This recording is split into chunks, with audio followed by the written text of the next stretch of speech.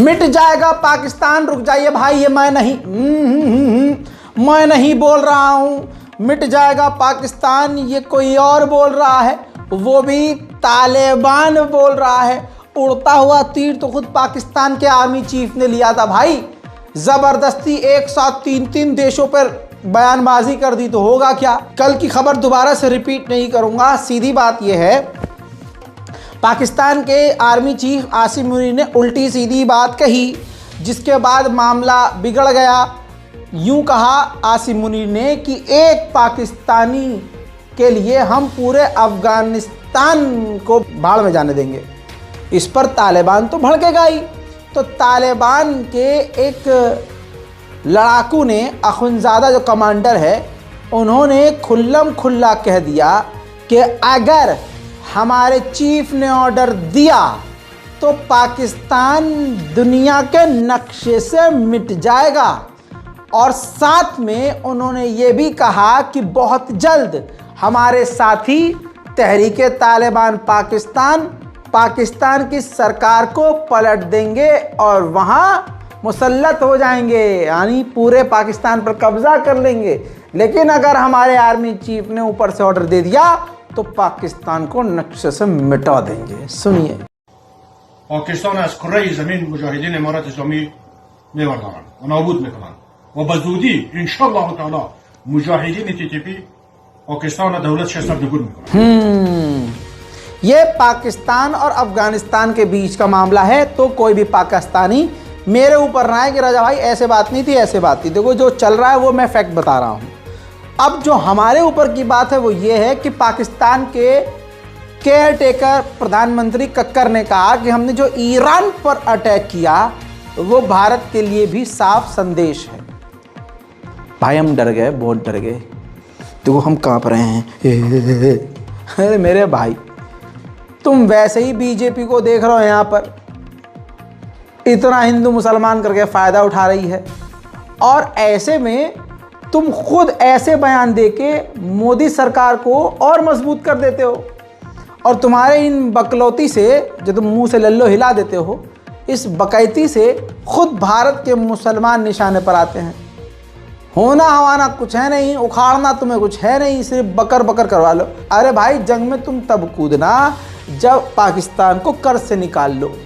जंग में तुम तब कूदना जब पाकिस्तान की आवाम खुशहाल हो, पैसा हो, किसी को कोई टेंशन न हो, इतना पैसा हो कि अगर जंग चले तो किसी को फ़र्क ना पड़े।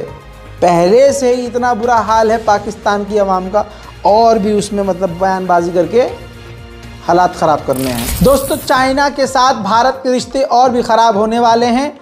फिलीपींस भी नई दुश्मनी पर उतरा है चीन से।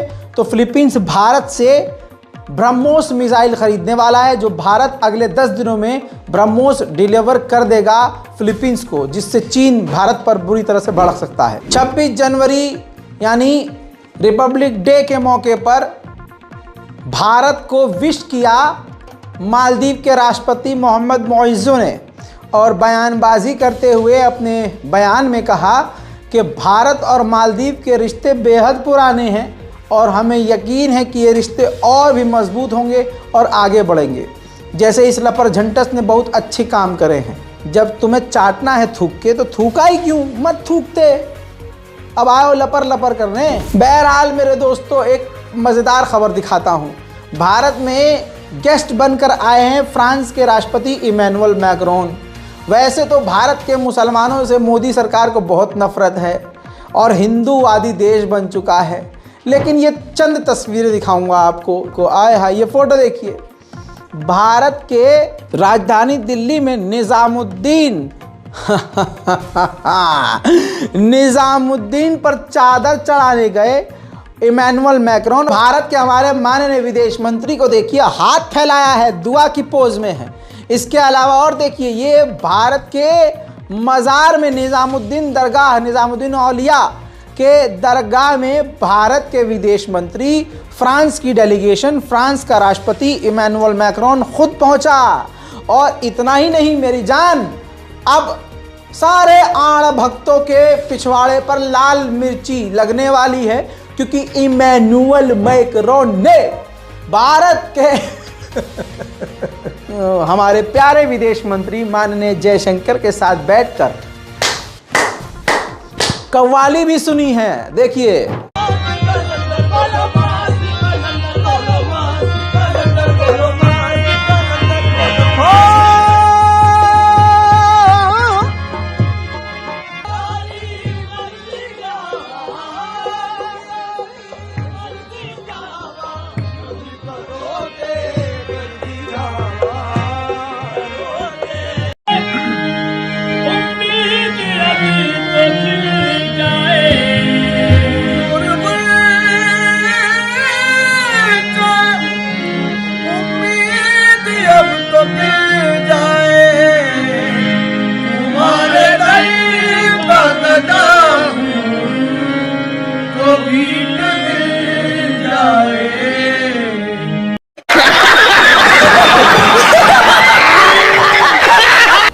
मेरे दोस्तों, इमैनुअल मैक्रोन तो भाई साहब एक ही चीज देखकर बड़ा खुश हो रहा है, हमारा यूपीआई। ये देखिए, यूपीआई स्कैनर को देखकर इतना इमैनुअल खुश हुआ कि जैसे इनके फ्रांस में है ही नहीं। बहरहाल भारत के प्रधानमंत्री माननीय हमारे शक्तिमान मोदी जी ने उनके साथ बैठकर चाय पी, घूमे, अच्छे पल बिताए। उम्मीद करते हैं कि इससे भारत और फ्रांस के रिश्ते और मजबूत होंगे। इमैनुअल मैक्रोन ने ये बयान भी दे दिया कि अब हमारी ये दोस्ती है बहुत गहरी है, बहुत पुरानी है, हम बहुत पुराने साथी हैं और आगे साथी इसी तरह से रहेंगे। पहली चॉइस हमारी भारत है और माननीय मोदी जी के साथ जो मैंने चाय पी है वो मुझे हमेशा याद रहेगी, क्योंकि उसका भुगतान यानी उसके पैसे हमने यूपीआई के थ्रू दिए थे। सुनिए। Translated 1 century ago.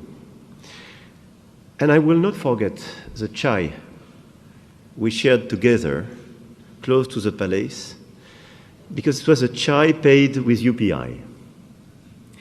And this is the perfect synthesis of why it is so special.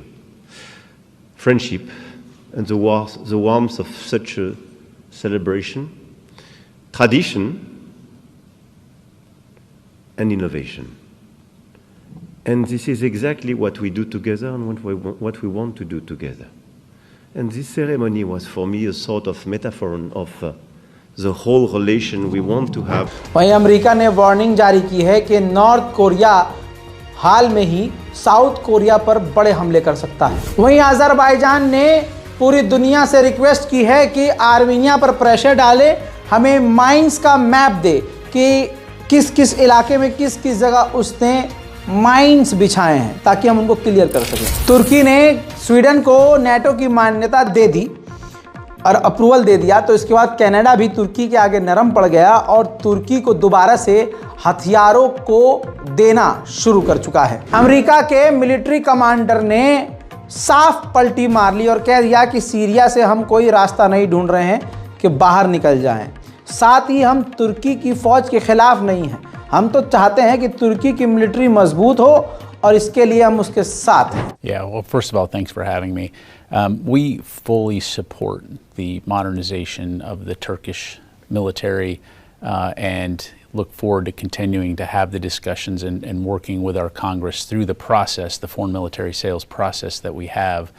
We believe that the F-16 obviously provides a critical capability and as a strategic NATO ally, we of course want to continue to work with Turkey to ensure that the Turkish military has the advanced capabilities it needs to not only protect its own citizens but also दुनिया के तमाम देश जब satellite launch करते हैं तो दुनिया तारीफ करती है, बहुत बढ़िया, वेरी गुड, फख्र का माहौल होता है, फख्र का समा होता है।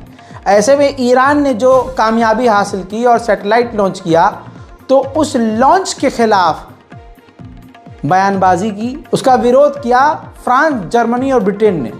अमेरिका यहाँ चुप है, लेकिन फ्रांस, जर्मनी और ब्रिटेन को अच्छा नहीं लगा। उधर ईरान ने अमेरिका को सीधा सीधा झूठा करार दे दिया, कह दिया कि ये झूठ बोल रहा है अमेरिका, आईसिस के हमले की जानकारी अमेरिका ने हमें दी ही नहीं थी। अब तस्वीरें आपकी स्क्रीन पर, पाकिस्तान के एम्बेसडर ईरान यानी ईरान की राजधानी तेहरान पहुंच चुके हैं। दोनों देशों के बीच नॉर्मलाइजेशन हो चुका है और कामकाज भी शुरू हो चुका है। उधर ये देखिए, ये ईरान के एम्बेसडर हैं जो इस्लामाबाद पहुंच गए हैं। दोनों ने एक दूसरे के एम्बेसडर एक दूसरे के देशों में भेज दिए हैं। उधर दोस्तों बड़ी खबर आ रही है, ये तस्वीर देखिए, ये Su-35 हैं रूस के, और ये वही जहाज़ हैं जिनकी तैयारी की जा रही है ईरान भेजने के लिए।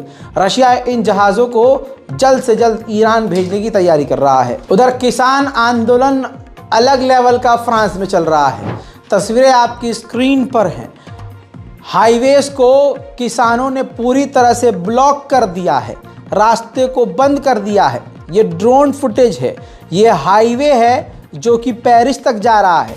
ये रास्ता, जो सड़क जो आप देख रहे हैं, ये पेरिस के लिए जाता है। दुनिया भर से जब लोग आते हैं और पेरिस जाते हैं तो इसी रोड का इस्तेमाल किया जाता है, जो पूरी तरह से किसानों ने ब्लॉक कर दिया है। उधर पुर्तगाल की राजधानी लिस्बन में ये तस्वीर देखिए, बैनर लगा हुआ है, प्रदर्शन हो रहा है। वहाँ पर एक तरह से समझ लीजिए कि फायर शॉट लगाया गया है और लिखा गया है कि let's take Lisbon back from the Muslim, यानी लिस्बन को आज़ाद करवाया जाए मुसलमानों से। यानी एंटी मुस्लिम जो नफरत है वहाँ देखी जा रही है। रूस का एक जहाज़ मारकर यूक्रेन ने गिराया, तो अब वो जांच कर रहा है रशिया ने कहा है कि हम जांच कर रहे हैं, हमें शक है कि हमारे जहाज़ को अमेरिकी या फ्रांसीसी मिसाइल से मारकर गिराया है। जर्मनी के इंटेलिजेंस चीफ ने कहा कि नेटो पर हमला करने के लिए रशिया ज़रा भी नहीं सोचेगा। अगर उसके साथ कुछ किया जाता है तो हेजिटेट नहीं करेगा, वो नेटो पर हमला करने से पहले वो तुरंत हमला कर देगा। पुतिन इस वक्त पूरी तैयारी कर चुके हैं। वहीं 15 साल के बाद अमेरिका बरतानिया में रूस के खिलाफ एटम बॉम्ब, न्यूक्लियर तैनात करने जा रहा है। मेरे दोस्तों, ये थी अंतरराष्ट्रीय प्राइम टाइम रिपोर्ट। इस रिपोर्ट को शेयर करना मत भूलिएगा। इंतजार कीजिए हमारे अगले अपडेट का और इस रिपोर्ट को ज़्यादा शेयर कीजिए और अपनी राय कमेंट में लिखना मत भूलिए। मैं हूं रज़ा और आप देख रहे हैं रज़ाग्राफी। जय हिंद।